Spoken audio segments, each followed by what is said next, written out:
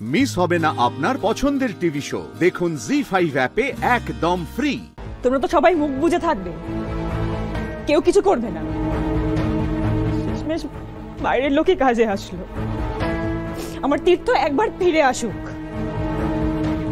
তারপর আমি দেখছি সবাইকে। অলকা, সব আমাদের প্ল্যান মতোই চলছে। যেমনটা ভেবেছিলাম সেই দিকে এগোচ্ছে বাড়ির অবস্থা। দিদিভাই, এদিকেও আমার সবকিছু ঠিক করা আছে।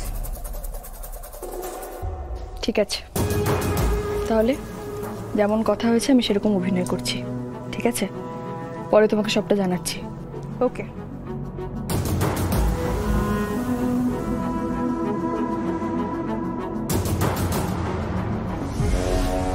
জীবনে যা কিছু শ্রদ্ধা সম্মান পেয়েছি, এই কুলাঙ্গারের জন্য সব মাটিতে মিশে গেল। ওর জন্য আমার মাথা হেঁট হয়ে গেল আজ। আর তুমি তাকে কোথায় শোধরানোর চেষ্টা করবে, তা না করে তাকে ছাড়ানোর চেষ্টা করছো। কি করব? পেটের ছেলে তো, ওকে তো ফেলে দিতে পারবো না। মিতুল, মিতুল কি বললো গো?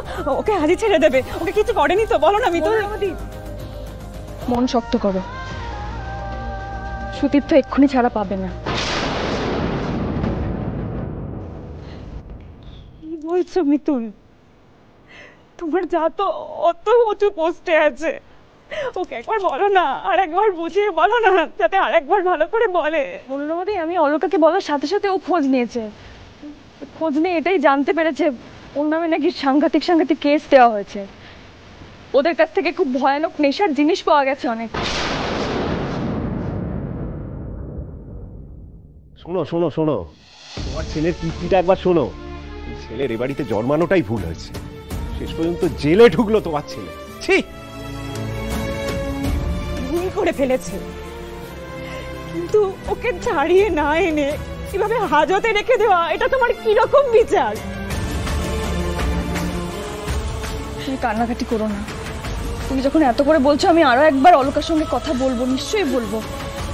কিন্তু ওর সঙ্গে কথা বলে আমি যেটা জানতে পারলাম, ও এখনই ছাড়া পাবে না, অন্তত কিছুদিন সময় তো লাগবেই।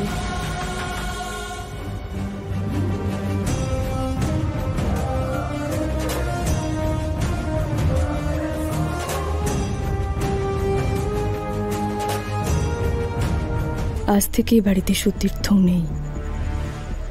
স দিয়ে সন্দেহের মধ্যে বাকি আছে দুজন, সুব্রতদা আর সুপ্রতীকদা।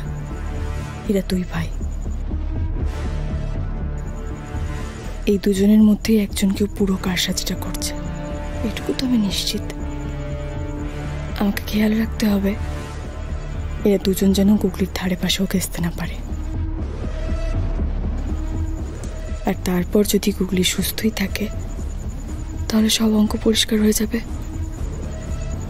নিশ্চিত হয়ে যাব গুগলিকে শেষ করার প্ল্যান সমস্ত কারসাজি ওই সুতীর্থই করেছিল। জি5 ডাউনলোড করুন আর সব এপিসোড দেখুন একদম ফ্রি।